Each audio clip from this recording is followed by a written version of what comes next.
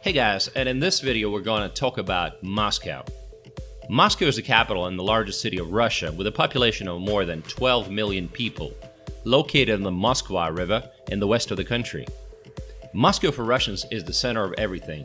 In the US you have movie industry in Los Angeles, you got software development in the Silicon Valley, and finance in New York, but in Russia everything is centered around Moscow, where all the headquarters of major Russian corporations are located and where all money eventually goes to. Although Muscovites complain about the climate, the weather here is milder than in other parts of Russia like Siberia or the Urals. The climate here is typical for the European part of Russia, and average summer temperatures are similar to that of cities like Paris or Berlin. Moscow has the best universities in Russia.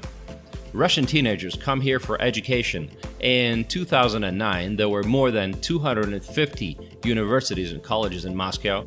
According to the 2018 QS World University Rankings, Moscow State University is the highest-ranking Russian educational institution.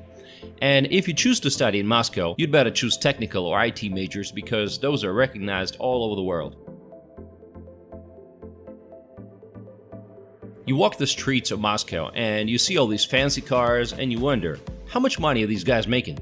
The average salary in Moscow in 2017 is just $1,100 a month, which by Russian standards is very good salary, but the income gap is unbelievable. That explains all the Ferraris and the latest model BMWs you see on the streets. No wonder, Moscow enjoys much higher standards of living compared to the rest of Russia. In terms of billionaires, Moscow now takes the 4th place in the world, being even ahead of London.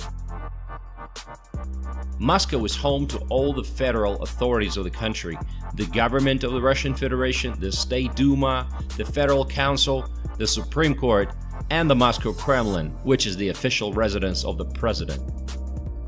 All this turned Moscow into a city of status and special vehicles with sirens and flashing lights on top. There are at least 630 cars used by top-ranking government officials that have the right to use sirens and ignore traffic rules when necessary.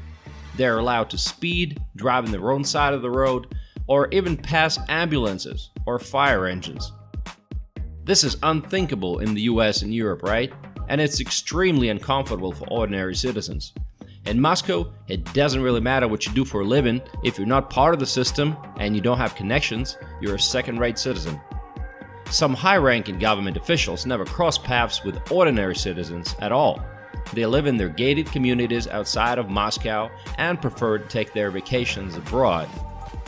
More and more Russians